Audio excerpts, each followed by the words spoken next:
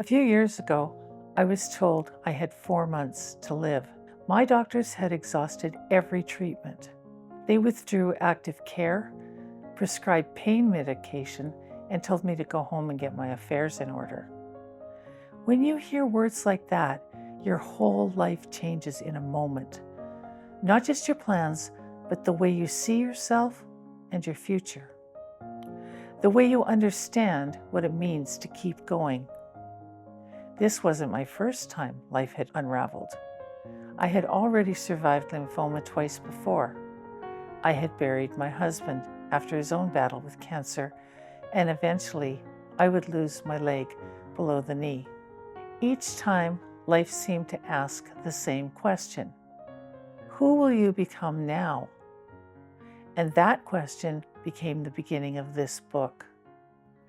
My name is Leslie Karmazinuk, and I'm a registered nurse and have spent more than 50 years in healthcare. I began at the bedside and later moved into management, senior leadership, executive roles, consulting, and coaching. I have sat with patients and families in some of the most difficult moments of their lives. I have walked into rooms where people were afraid, grieving, angry, confused, or simply trying to understand what had just happened to them.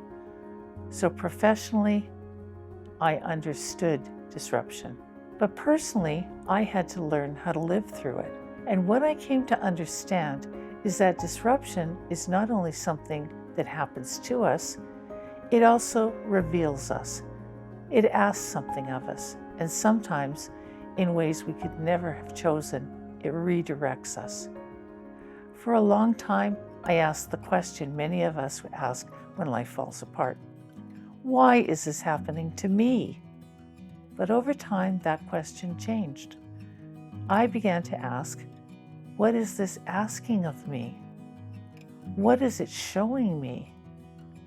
Who am I becoming because of this? That became the beginning of No Accidents. This book is about the interruptions that we don't choose. It isn't simply a memoir. It isn't a self-help book promising quick answers. It's an invitation to see life's hardest interruptions differently.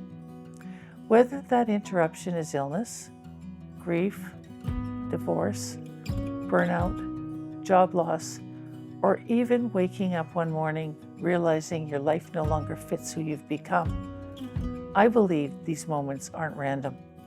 They carry the possibility of transformation if we're willing to look beneath the surface. It is about what can happen when we stop seeing disruption only as the thing that broke us and begin to ask what it may be revealing, rearranging, or rebuilding in our lives. I wrote this book from both sides of the hospital bed. I've been the nurse, the leader, the caregiver, and I've also been the patient, the widow, and the survivor, and the woman trying to find her way forward when life no longer looks the way I thought it would. Those experiences taught me that resilience is not about being fearless. It's not about pretending we're fine, and it's not about pushing through at any cost. True resilience is quieter than that. It is learning how to stay present to life, even when life has become unfamiliar. It is learning how to take the next step when you cannot see the whole road. And it is learning how to hold pain and possibility at the same time. In No Accidents, I share personal stories, lessons from more than 5 decades of healthcare, coaching insights, and practical reflection to help readers look at their own interruptions differently. The book also introduces the HOPE framework, a practical way to help readers move from chaos to clarity, steady themselves in uncertainty, reclaim a sense of agency, and begin again with intention. Because when people are in the middle of crisis, they don't always need someone to tell them to be strong. Sometimes they need someone to help them make sense of what's happened. If readers remember only one thing from this book, I hope it's this. Our greatest interruptions are often our greatest invitations. What feels like the end of the story may actually be the beginning of the life we were meant to live. Our lives are not defined by what happened to us, but who we choose to become because of it.